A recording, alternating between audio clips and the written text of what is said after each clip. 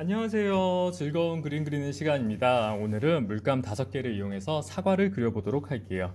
먼저 준비된 물감을 보시면 지금 노란색, 빨간색, 파란색, 갈색, 흰색 이렇게 준비해 놨고요. 그리고 붓은 한번 보여드리도록 할게요. 네, 루벤스에서 나온 브러쉬예요. 한국에서 만든 거고요. 지금 보면은 유화 그리고 아크릴을 그리는데 적합한 브러쉬라고 써 있네요. 그리고 시리즈 넘버는 661, 그리고 크기를 보면 6호라고 이렇게 써 있어요. 붓은 보시다시피 인조 브러쉬고요. 그리고 인조 털로 되어 있고 모양을 보니까 필버트의 모양을 띠고 있어요. 여기가 납작하고 이 끝이 약간 둥근 거가 필버트라고 해요. 그림 그릴 때 초보자들이 그림을 그릴 때 가장 유용한 붓 중에 하나예요. 네, 먼저 여기 미리 빨간색이 조금 만들어져 있네요. 먼저 빨간색을 살짝 묻히고, 그리고 스케치할 때는 처음 그릴 때보다 조금 어둡게 들어가요. 왜냐하면 여기 하얀색 캔버스죠. 유화는 마르면 약간 투명해져요. 그래서 고유색을 그대로 갖다 바르면요, 흰색 캔버스 위에서는 처음엔 똑같아 보이는데 시간이 지나면은 나중 가면은 좀 색이 밝게 뜨거나 좀 가짜같이 보이는 경우가 있어요. 그래서 초벌할 때는 실제 톤보다는 좀 한 5도 정도 낮춰가지고 시작하시면 좋으세요. 그러면 스케치를 한번 시작을 해볼게요. 네, 사과를 그려보도록 할게요.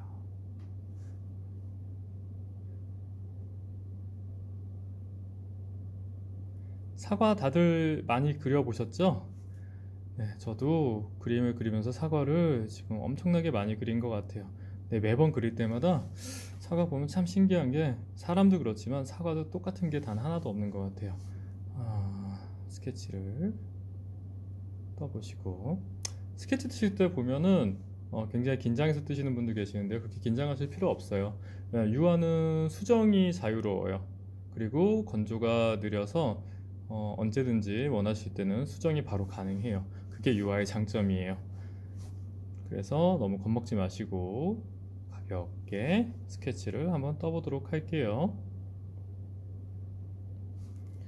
네. 이렇게 간단하게 스케치를 마무리했습니다. 네, 짜잔. 네, 사과의 스케치를 끝냈고요.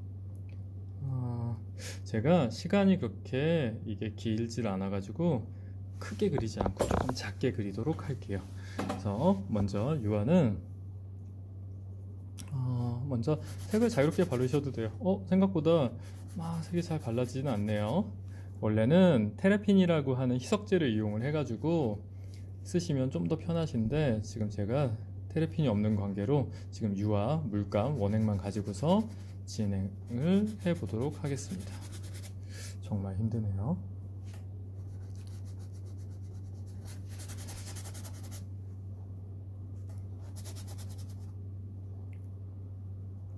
유화 물감을 붓에 바르실 때 하나 주의하실 게 있어요. 너무 많은 양을 바르시면요, 그림 그리기가 굉장히 어려워요.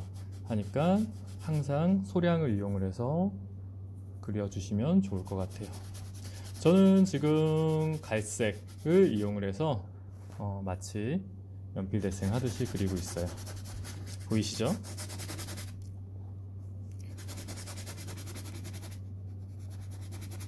소리 들리시나요? 네.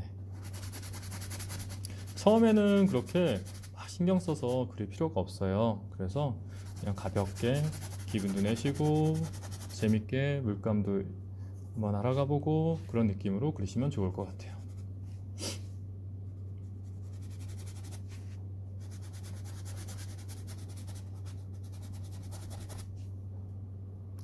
유화는 언제 만들어졌는지 혹시 다들 아세요? 누가 만들었는지는 혹시 아시나요? 유화는 혹시 얀바네이크라는 화가 이름 혹시 들어보신 적 있어요? 네덜란드 화가예요. 유럽에서는 약간 북부에 속하는 곳인데 네덜란드의 얀바네이크가 유화를 처음 만든 걸로 알려져 있어요. 그 이후에 프랑스로 유화가 전해졌고요. 프랑스에서 크게 유행을 했죠. 그리고 비슷한 시기에 영국에서는 수채화가 유행을 했었어요. 근데 당시에 유화가 더 인기가 있었죠. 왜냐하면 영국이 프랑스보다 힘이 약했어요. 프랑스가 당시에 패권을 차지하고 있어서 프랑스의 유화가 아주 중요한 재료로 각광받게 되죠. 유화 물감은요, 이렇게 색깔을 내는 가루하고 그리고 기름하고 섞어서 만들어요. 그 두 개를, 가루하고 기름을 딱 섞으면 유화가 되는데, 어떤 기름을 써도 되는 거, 모든 기름을 다 써도 되느냐? 그건 아니에요. 유화에 쓰는 기름은 중요한 특성이 하나 있어야 돼요. 그거는 다름이 아니라 굳는 특성이 있어야 돼요. 만약에 식용유라든지 참기름이라든지 콩기름 같은 것들이 굳는다면 아마 유화에 참기름이나 식용유나 콩기름 혹은 올리브유가 쓰였을 거예요. 지금 현대에서 쓰이는 기름은 주로 린시드, 포피유, 아니면 세플라워 이런 것들이 주로 쓰이고 있어요. 이 기름들의 공통적인 특징이 바로 굳는다라는 그런 특징이 있어요. 색깔을 내는 가루는 원래 다 굳어 있어요. 하지만 얘네는 바람이 불면 휙 날아가죠. 그래서 이 천 위에 정착이 잘 안 되는데요. 그때 그 기름이 이 가루들이 날아가는 거를 막아줘요. 그래서 물감이 캔버스 위에 온전한 색을 하고 오랫동안 남아있을 수 있는 거죠. 저 약간 데생 하듯이 이렇게 하시는 거 보이시나요? 네, 지금 빛을 먼저 이해하도록 할게요. 오늘 보여드릴 방식은요, 전통 회화 기법이에요. 이렇게 그리는 방법도 있고, 그리고 굉장히 다이렉트로 그리는 방법도 있고, 그리고 유화 그리는 방법은 되게 다양해요. 자기가 원하는 방법을 익히시면 되세요. 오늘 방법은 약간 사실화를 그리는 건데, 베이스를 아주 전통 회화로 모노톤으로 그리는 거를 보여드리도록 할게요.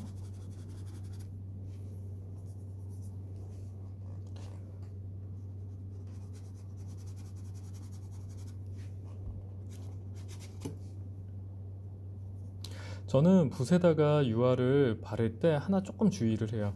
너무 많은 양을 바르려고 안 해요. 왜냐하면 너무 많이 바르면 원하는 대로 그림이 잘 안 그려져요. 유화를 처음에 하실 때 제일 많이 실수하는 건요, 붓에다가 물감을 너무 많이 올리는 거예요.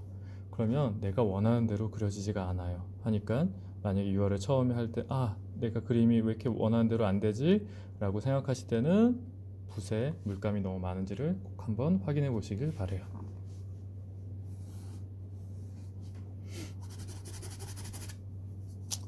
테이블이 있어서 테이블까지 그리도록 할게요.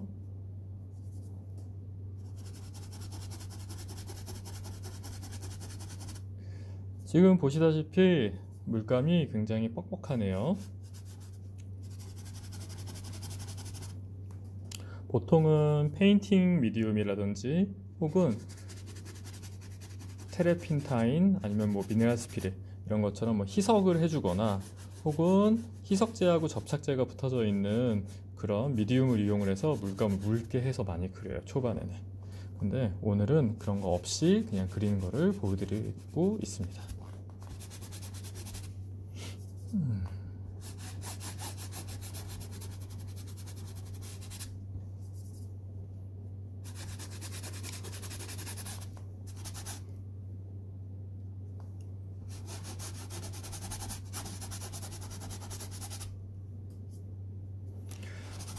네, 갈색을 가지고 이제 거의 다 그렸죠?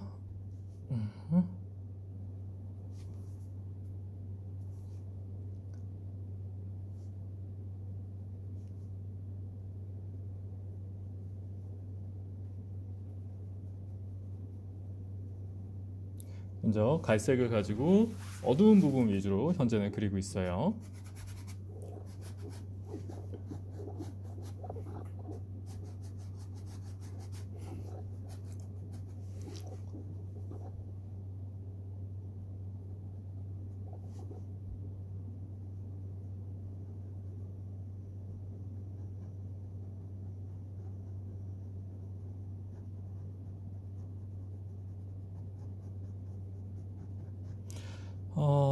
원래 유화는 바로 물감으로 하기도 하지만 처음에 린시드라든지 이런 기름을 먼저 발라놓고 하는 방법도 있어요.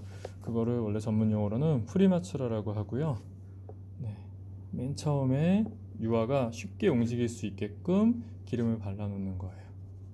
저는 지금 형태도 잡고 동시에 연필대생처럼 사과를 그려 나가고 있는데요. 이거는 뭐 후반에 가면 다 사라질 거예요. 이거는 나중에 제가 유화 물감을 쉽게 올리기 위해서 기를 닦는 거라고 생각하시면 되세요.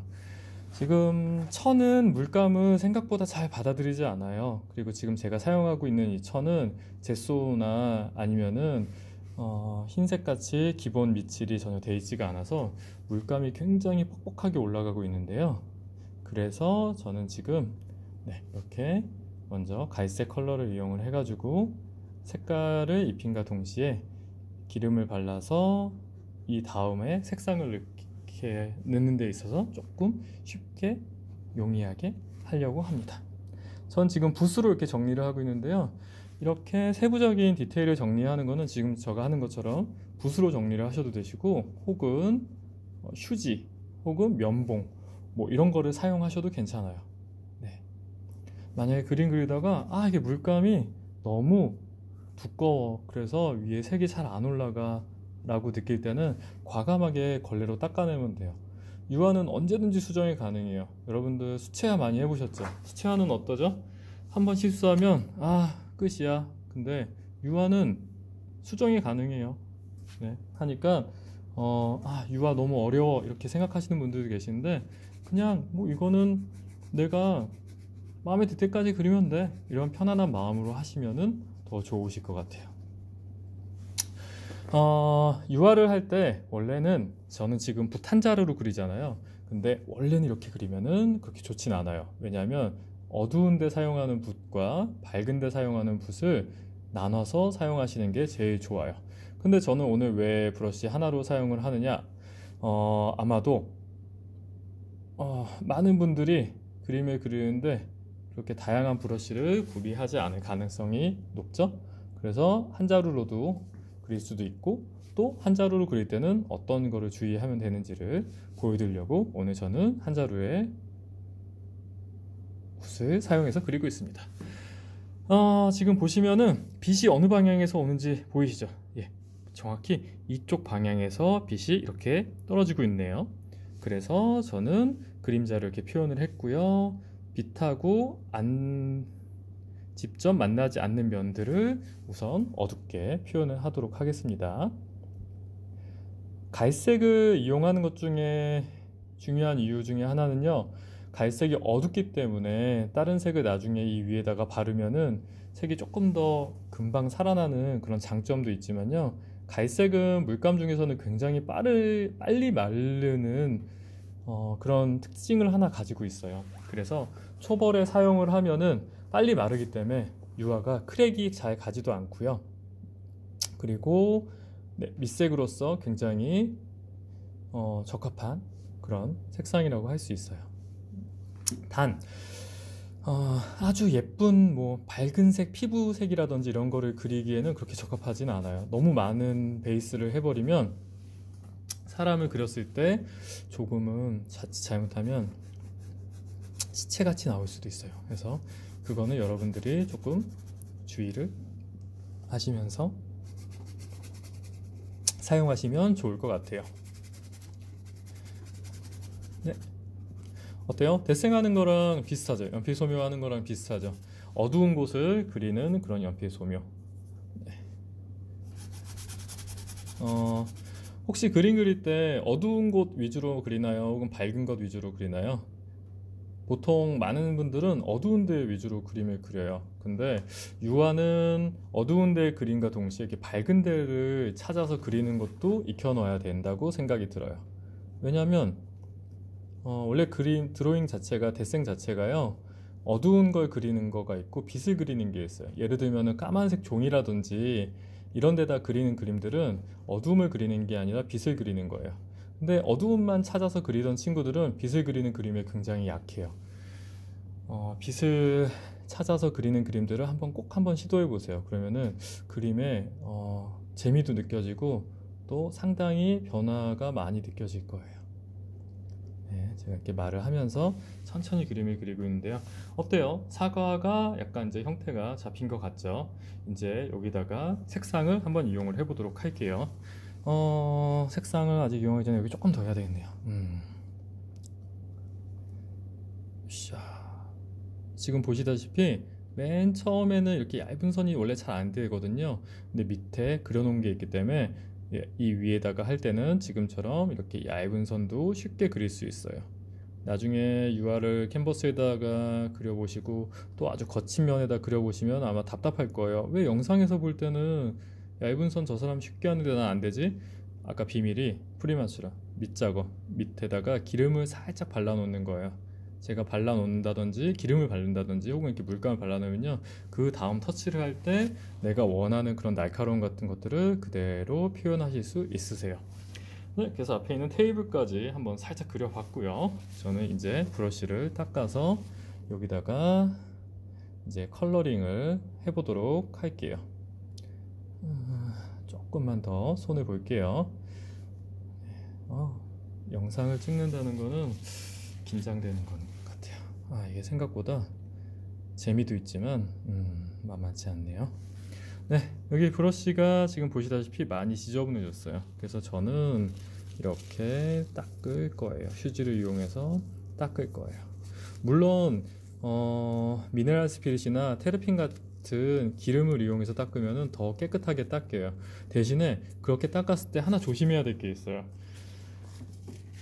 희석제를 이용을 해서, 희석제인 미네랄 스피릿이나 테르핀을 이용해서 붓을 닦았을 때는 붓 안에 기름이 스미게 돼요. 그리고 제가 물감을 섞을 때 그 기름이 나오는데요, 그 기름이 지금 그려진 거 위에 다시 닿으면 밑에 있는 그림이 녹게 돼요. 그래서 닦으신 다음에는 항상 말리거나 혹은 지금처럼 깨끗이 기름을 휴지나 아니면 걸레 같은 걸 이용해서 빨아내시면 좋으세요.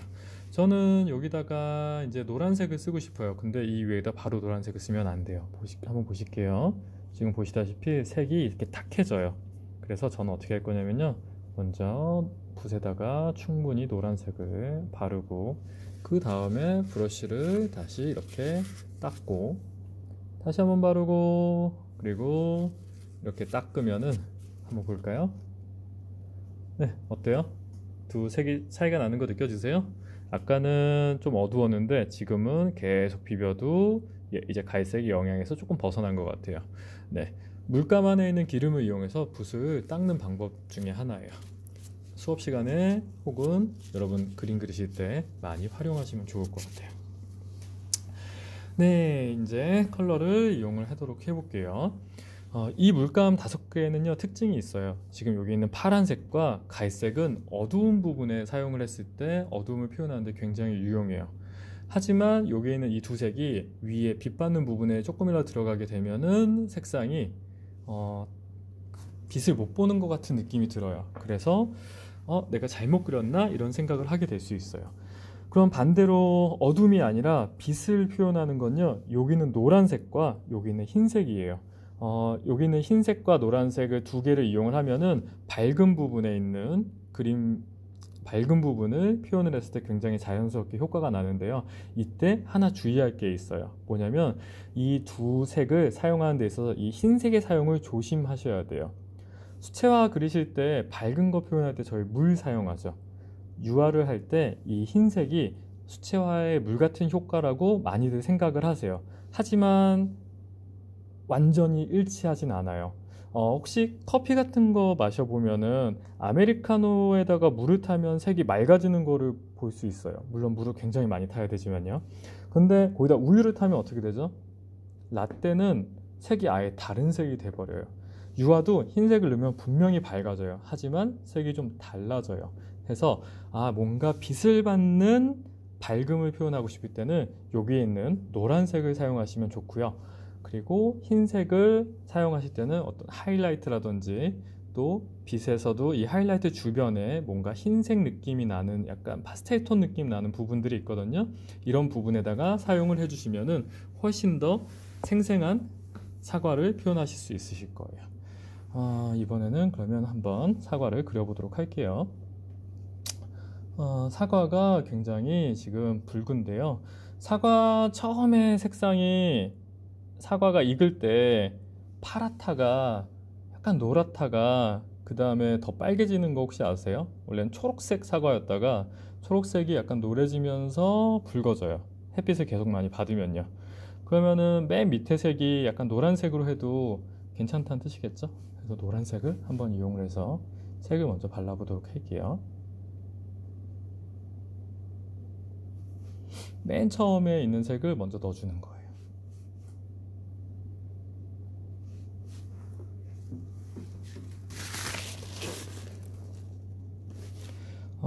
그림 그리다가 이상해 라고 하면 어떻게 하면 되죠? 지우면 돼요. 그리고 내가 여기 갈색을 너무 많이 쓴 것 같아, 그래서 저 부분이 어두워질 것 같아 라고 할 때는 이렇게 휴지를 이용을 해요. 그래서 얘를 접어요 하고 앞을 이렇게 만들어서 연필처럼 만들었죠? 그래서 여기를 이렇게 닦아주면은 네, 어때요? 밝아지기 시작하는 거 보이세요? 이렇게 정리하시면은 네, 어두운 색을 밝게 만드실 수 있어요. 이렇게 하면은 이 다른 색을 넣었을 때 섞이는 거를 좀 방지할 수도 있어요. 그리고 이렇게 미리 물감이 발라져 있기 때문에 이 위에는 색상이 굉장히 잘 먹어요. 그래서 여러분들도 그림 그리시다가 꼭 물감만 사용하시는 게 아니라 이렇게 중간중간에 휴지라든지 붓 뒤라든지 이런 것들을 많이 활용해 주시면 더 재밌는 그림을 그리실 수 있으실 거예요. 네, 한번 노란색을 한번 칠해 보도록 할게요. 사과가 예쁜 노란색이 이렇게 분포가 되어 있네요. 여기는 전체적으로 빛이 밝아요. 그래서 그리고 여기도 노란색이 뭐 아주 노랗게 보이진 않지만 노란색이 이렇게 있어요. 그래서 저는 노란색이 있는 부분 쪽을 다 노란색을 일단 칠해 줄 거예요. 이 위에다 빨간색 칠할 거거든요. 여기도 자세히 보면 노란색이 약간 보이네요. 색깔을 칠할 때는 지금 보시다시피 약간 처음에 비워놨던 하이라이트를 약간 다 침범을 하죠. 왜 침범하냐면요, 저 부분을 그냥 하얗게 놔두면요 나중에 흰색을 발라도 저게 하이라이트처럼 안 보여요. 그래서 저 부분도 초벌할 때 항상 칠해 주시도록 해주세요. 그러면은 맨 마지막에 하이라이트 흰색 물감을 탁 했을 때 정말 와, 정말 빛이 나는 것 같아, 그런 느낌들을 받으실 수 있어요. 네, 노란색이 보이는 곳마다 노란색을 편안하게 발라주시면 돼요. 색깔 그렇게 많이 섞을 필요 없으니까 편하죠. 그리고 밑에 갈색으로 그러는 마치 연필 데생을 해놓은 것 같은 게 있기 때문에 제가 웬만큼 실수를 해도 이 밑에 데생이 그림을 잘 지켜줄 거예요. 여러분들 왜 데생이 기초인지 아세요? 지금처럼 이렇게 명암을 이용해서 입체감을 내면요, 이렇게 컬러링을 할 때도 입체감이 깨지지 않고 훨씬 더 잘 유지가 되는 장점이 있어요. 그래서 데생을 항상 처음에 배우는 거라고 저는 생각을 해요. 네, 이제 노란색을 다 썼고요. 이제 노란색 물감에다가 한번 빨간색을 섞어 볼까요? 그럼 무슨 색이 되죠? 맞아요, 주황색이 돼요. 네, 혹은 오렌지. 근데 지금 이거는 섞으실 때 하나 조심하셔야 되는 게 있어요. 노란색을 먼저 해놓고 빨간색을 가져오면요, 노란색이 강한 빨간색이 되고, 빨간색을 해놓고 노란색을 하면은 빨간색 느낌의 밝은 주황색이 돼요. 이해되셨나요? 근데 물론 물감을 팍 많이 떠오면 아무 소용이 없죠. 근데 저는 지금 좀 더 노란빛 나는 주황색을 먼저 만들 거예요. 그래야지 단계가 탁탁 나오겠죠. 근데 너무 처음 색깔하고 유사하면은, 여기 처음 색 그대로 남겨놨죠, 유사하면은 이게 칠해서 다 섞여버리면서 다 비슷해 보여요. 그래서 지금 살짝 명도 차이가 나는 거를 주황색을 만들었어요. 굉장히 밝죠? 예쁘죠? 그리고 여기다 이제 발라보면 생각보다 이 색깔의 차이가 그렇게 크진 않네요. 주황빛이 나는 곳에 물감들을 도포를 해주시면 돼요. 노란색 위에도 이제 주황색이 살짝 보이는 거는 이 물감을 이용해서 도포를 해주는데, 이때 하나 요령이 있어요. 이거를 할 때 붓을 수직으로 이렇게, 이게 화면이에요. 수직으로 닿으면요 물감이 다 긁혀요. 그래서 처음에는 수직으로 하시는 것보다는 처음에 수직으로 해도 되죠. 근데 이제 점점 가면서 붓을 이렇게 눕혀가면서 사용하시면은 마찰이 안 생기기 때문에 물감이 좀 더 자연스럽게 올라가요. 그리고 물감이 올라가면 어떤 효과가 나냐면요, 유화는 아까 제가 초반에 말씀드렸는데 나중에 마르면 투명해진다고 했죠. 그러면은 밑에 색이 보이면서 나중에 그 색이 보이니까 마치 정말 밑에 그런 색이 있는 것 같은 느낌이 들어요. 그러면은 더 어때요? 사실적인 느낌이 나겠죠? 네. 유화의 가장 큰 장점은 그렇게 레이어 효과 같은 것들을 극대화시킬 수 있다라는 그런 장점이 있어요. 왜냐하면 기름이 있어가지고 기름에 의해서 그렇게 막이 형성이 되거든요. 그래서 여러 개의 막을 형성하면서 완성이 되는 그런 특징의 재료라고 생각하시면 되세요. 그래서 유화가 정말 재밌어요. 아마 저도 처음에는 유화가 너무 어려워가지고 좀 부담스럽고 싫었는데, 이게 이 재료를 조금 이해하고 나니까 이거만큼 재밌는 게 없어요. 이거 그리다 보면 시간 가는 줄 몰라요. 여러분들도 한번 즐거움에 한번 빠져보세요. 네. 점점 노란 사과가 됐네요. 어렸을 때 이런 사과 먹으면은 너무 달고 좋았는데 요새는 좀 더 아삭아삭한 사과가 좋아요. 그래서 사과를 좀 더 붉게 만들어 볼게요. 여기다가 이제 다시 레드를 조금 더 타보도록 할게요. 저는 원래 색을 미리 명도 단계를 만들어 놓고 그리는 편이에요. 근데 오늘은 미리 다 만들어 놓으면 어떻게 제가 섞는지를 모르실 것 같아서 제가 이렇게 천천히 하고 있답니다. 너무 느리다고 답답해하지 마세요. 네, 빨간색 조금 더 이제 붉은색을 넣죠. 이때까지는 묘사하는 단계는 아니에요. 현재까지도 이 단계는요, 명도를 맞추는 거예요. 그래서 빨간색의 사과를 그리는데 명도 단계를 맞춰가면서 입체감을 무시하지 않고 그리는 거예요. 아직 묘사는 전혀 하지 않아요.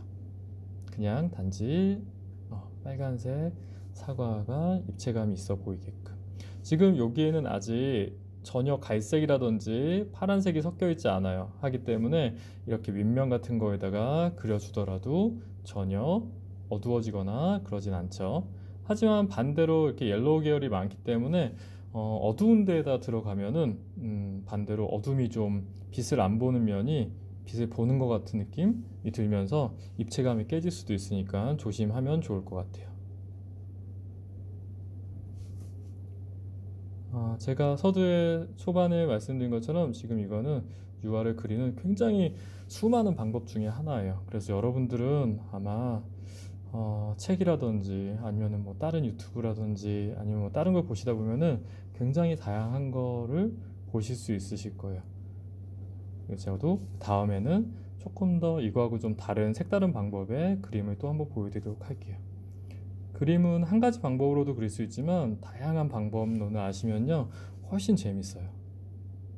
그냥 똑같이 매일매일 그리다 보면은 사람이 좀 질리게 돼요. 그래서 그림을 그리실 때 조금 매번 좀 다른 방식으로 그려보시면은 아마 그림이 평생 재밌을 거예요. 왜냐면 제가 그랬죠, 사과는 매번 그려도 재밌는 게 매번 다른 사과예요. 그리고 사람도 매번 그리면 지겨울 것 같지만 제 앞에 있는 모델은 항상 다른 모델이기 때문에 지겨울 틈이 없어요. 근데 방법을 맨날 똑같이 한다든지 혹은 암기된 방법으로 그림을 그린다든지 외워서 그리게 되면 그림이 재미가 없어요. 그래서 여러분들한테 추천드리고 싶은 거는 현장감 있게 대상을 관찰을 해가지고 대상의 느낌 혹은 내가 대상을 바라보고 있는 그 느낌을 잘 캐치를 해서 그리시면은 정말 즐겁게 그림을 그리실 수 있어요. 영상을 찍고 하는 게 사실 조금 부담도 되기도 하고 이게 스트레스가 되기도 하는데요. 막상 그림을 그리다 보면 아무 생각이 없어져요. 그냥 재밌다 이런 생각 들어요. 그래서 여러분들도 저랑 같은 이런 좀 즐거움을 느껴보시면 어떨까, 저는 그런 바람이 있네요. 초반에 이 부분 쪽을 굉장히 어둡게 했어요. 왜냐면 이 부분 쪽이 이제 어둠으로 가는 이제 경계인 것 같아요. 그래서 이제 사과의 고유 색상을 먼저 살짝 넣어줄게요. 네, 이렇게 여기를 약간 원색적으로 와야지 이 부분이 앞으로 쨍 하고 튀어나오기도 해요.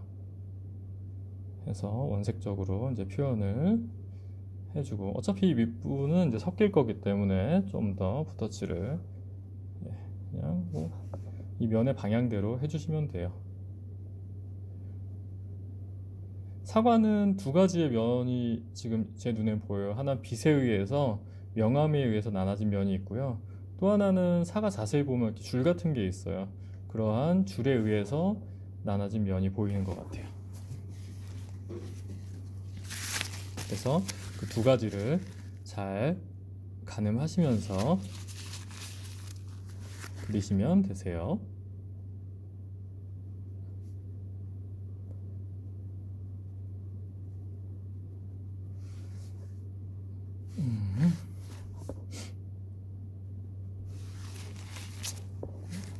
네, 이제 어두운 면으로 가니까요. 이 사과에다가 어떤 색을 섞어줘야 될까요? 네, 여기 있는 갈색을 먼저 섞어줄게요. 네, 갈색을 섞어주면은 아까 갈색과 여기는 파란색이 어두운 데 들어간다고 했죠? 네, 어둠을 나타내주는 색상이에요. 근데 파란색은요, 정말 빛이 없는 곳에서 더 많이 보이는 색이에요. 그리고 이 갈색은 이제 빛이 없어지기 전 단계라고 생각하시면 좋아요. 여러분들 혹시 가을에 해 지는 거 보신 적 있으세요? 해 질 때 보면은 어때요? 약간 갈색빛 혹은 약간 주황색, 노을 같은 거 이런 거 많이 지는 거 보이죠? 그때 많이 보이는 색이 뭘까요? 네, 맞아요. 갈색이에요. 그래서 여기를 처음에 칠하실 때는 갈색을 하다가 빛을 정말 많이 못 받는 부분으로 가. 그럴 때는 이제 여기다가 살짝 어두운 파란색을 살짝 섞어주도록 할게요.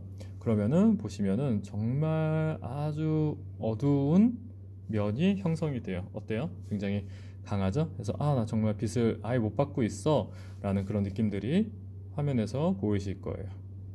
근데 이 어두운 파란색을 밝은 이런 데다 그리면 어떻게 될까요?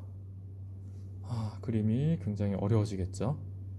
그래서 이런 어두운 색상들이 이 위에 올라오지 않도록 조심하시면 아주 그림을 쉽게 그리실 수 있어요. 파란색 이제 너무 어두우니까 다시 밝은 데로 갈 때는 다시 갈색으로 넘어가서 여기 이제 그려볼게요.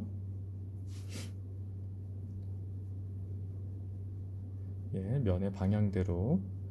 여기 원래 부분에 반사광이 있어요. 빛이 튕겨서 오기 때문에. 근데 저거를 두 가지 방법이 있어요. 조금 간단하게 그릴 때는 그냥 여기 위 어둡고 밑에 어둡게 해가지고 반사광을 남기고 그리는 방법이 있고요. 조금 더 밀도 있고 조금 더 진짜 이거 정말 진짜 사과 같네 라는 느낌을 주고 싶다면은 저 부분을요 그려놓고 나중에 다시 반사광을 넣어주는 게 더 좋아요. 남겨놔도 반사광 같아요. 하지만 그려주면 더 진짜 반사광 같아 보이실 거예요. 그리고 이제 그림자로 갈게요. 그림자 할 때는요, 지금 제 붓에 약간 노란색이 있어요. 지금 자세히 보시면 노란색이 있거든요. 그래서 붓을 닦아 주셔야 돼요. 그래서 닦고, 아까 붓 닦는 거 보여드렸죠? 파란색을 입히고 다시 닦고, 파란색과 노란색이 섞이면은 초록색이 돼요. 그러면서 약간 밝아지기 때문에 지금처럼 붓에 있는 노란색을 다 뺐어요. 그리고 여기 있는 갈색을 섞어주시고, 그리고 약간의 빨간색 섞어주시면은, 왜냐면 그림자에 지금 사과의 색상이 약간 반영이 되어 있는 것 같아요. 그래서 사과의 색상을 해주시면은 지금처럼 어두운 색이 돼요. 여러분 시중에서 구하는 블랙, 아이보리 블랙 같은 거는 여러분이 만드실 수도 있어요. 여기 있는 갈색과 파란색을 섞으시면요 정말 진한 블랙이 돼요. 근데 그거랑 아이보리 블랙하고 뭐가 다르냐면, 아이보리 블랙은 좀 불투명해요. 그래서 약간 깊이감이 그렇게 강하지 않은 검정색이고요. 지금 제가 보여드리는 파란색과 이 갈색을 섞어서 만든 블랙은 정말 깊이감 있는 블랙이에요. 하지만 약간 투명하다 보니까 또 가끔가다 뻥 뚫려 보이는 느낌이 들 때도 있어요. 그래서 여러분들이 어두움에서 뭔가 깊이감 있는 숲속의 느낌 같은 걸 표현한다면 지금처럼 파란색과 갈색을 이용해서 여러분들의 블랙을 만드시면 되시고요. 그런 거보다는 어떤 옷이라든지 그런 천 질감 같은 거에서 나오는 블랙, 뭔가 약간 불투명한 탁한 느낌의 블랙을 원하실 때는 그럴 때는 아이보리 블랙을 사용하시면은 더 손쉽게 그러한 느낌들을 만들어내실 수 있으세요. 네, 어때요? 사과를 지금 간단히 이제 그려보고 있는데 되게 사과 같아 보이나요? 여기다가 뭐 반사광도 조금 표현해 볼까요? 네, 아까 여기 지금 어두운 컬러를 만들어 놓은 곳에다가 이제 반사광을 넣을 건데, 반사광을 넣을 때는 지금처럼 소량의 화이트와 그 다음에 빛의 느낌이니까 옐로우를 타올 거예요. 하고 여기다가 반사광으로 조금 넣어주면 조금 이제 빛이 약간 나는 것 같은 느낌이 들 거예요. 잘 안 된다면 조금 더 양을 아주 소량씩, 그리고 붓에는 항상 끝에만 살짝 묻혀주세요. 왜냐하면 붓을 많이 묻히면요 내가 원하는 대로 잘 그림이 안 그려져요. 그래서 지금처럼 소량 묻히고 이 저 벽 뒤에 튕겨서 나오는 빛이 이 사과 이 밑에 살짝 이렇게 그림자 안에 이렇게 이중으로 보이게 만들고 있네요. 그래서 이 부분도 저는 살짝 그려주도록 할게요. 네, 아까보다는 붓을 좀 눕혔어요. 왜냐면 지금도 계속 세우면은 물감이 긁혀 나갈 수 있기 때문에 아까보다는 브러쉬를 캔버스에 조금 더 이렇게 눕혀서 사용하고 있다는 거 잘 봐주세요. 왜냐면 계속 세워서 하면은 잘 안 돼요. 네, 지금 이렇게 그려놨고요. 이제 여기 밑에 들어가는 부분을 그리도록 할게요. 이제 빛 있는 부분 쪽은 이제 화이트를 쓰기 시작할 거예요. 근데 이제 화이트 쓰기 전에 붓을 먼저 체크를 해볼게요. 어두운 색이 나오죠? 그냥 쓰면 안 되겠죠? 이제 화이트를 붓에다가 충분히 발라서 한번 닦아줄게요.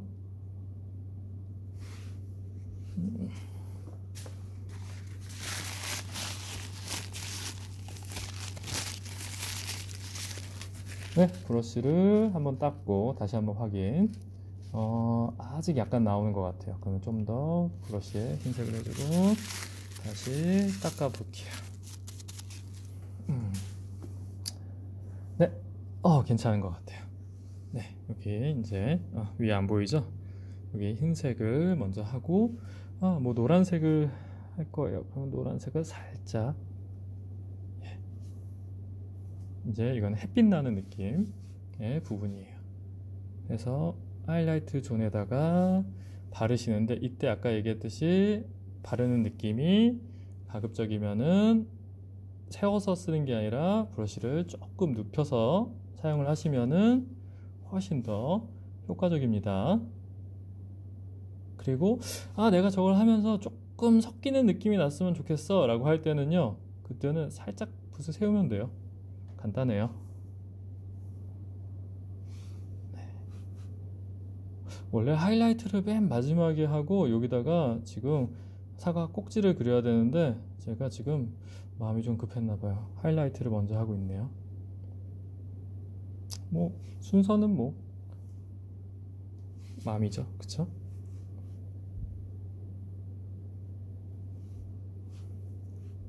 붓 잡는 게 달라졌죠? 아까는 이렇게 약간 연필처럼 잡거나 이렇게 멀리서 잡았다면 지금은 어때요? 지금 손 제 바닥만 보이죠? 아까는 손등이 살짝 보였을 거예요. 근데 지금 보시면은 저렇게 모양을 바꿨어요. 이렇게 해서 여기다가 물감을 이때는 바르는 느낌이 아니에요. 살짝 얹는 느낌?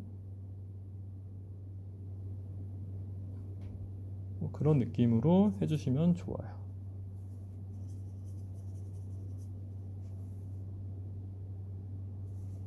흰색이 섞여 있기 때문에 뭐 파란색이 들어와도 흰색이 많으면 상관이 없어요. 그래서 하이라이트들을 이렇게 표현을 해봤어요. 그리고 꼭지를 그려야겠다. 꼭지 그리기 전에 여기 먼저 들어간 느낌을 그릴게요. 근데 저기 보니까 약간 초록색기가 나면서 약간 분이 있는 것 같아요. 초록색 아까 어떻게 만든다고 했죠? 지금 근데 붓에 빨간색이 있으니까 먼저 흰색을 해서 한번 닦아주고요. 초록색은 만드는 방법이 두 가지가 있어요. 하나는 여기 있는 파란색과 노란색을 섞는 게 있고요. 사실 검정색, 노란색, 흰색을 섞는 방법이 있어요. 검정색, 노란색, 흰색을 섞으면 올리브 그린하고 유사한 색이 나와요. 그래서 여기 지금 약간 블랙 같이 만들어 놓은 부분에다가 여기다 흰색을 살짝 섞고, 아이고 파란색이네요. 그럼 다시 갈색을 섞고 여기다가 노란색을 섞어주면요, 적당한 올리브 그린빛이 날 거예요. 네. 그래서 여기가 빛을 받는 곳이니까요, 약간 밝게 이렇게 자국 같은 게 있네요. 약간 뭔가 터진 듯한 느낌이 뭐 이렇게 있어요. 이때는 꼭지를 너무 신경 쓰지 마세요. 왜냐면 꼭지 때문에 피해서 터치를 여기서 끊으면요, 이 면의 방향이 잘 효과가 생기지 않아요. 그래서 이 꼭지 부분이 없다고 생각을 하고 편안하게 그리신 다음에, 없어지죠 꼭지가. 그 다음에 여기다가 다시 꼭지를 그리면 되세요. 꼭지를 그려보도록 할게요. 꼭지는 지금 수직으로 서 있어서 빛을 잘 못 받아요. 그래서 여기 만들어 놓은 색이 있네요. 이 색을 이용을 해서 사과에 꼭지를 그려보도록 할게요. 으쌰. 사과 꼭지를 그렸어요. 너무 눈에 띄네요. 그러면은 이거 좀 닦아내야 될 것 같아요. 그러면요, 붓을 깨끗하게 닦은 다음에 이 끝 부분을 살짝 갖다 대면요, 제 붓에 물감이 없기 때문에 이 물감이, 여기 화면에 있는 물감이 제 붓으로 올라오게 돼요.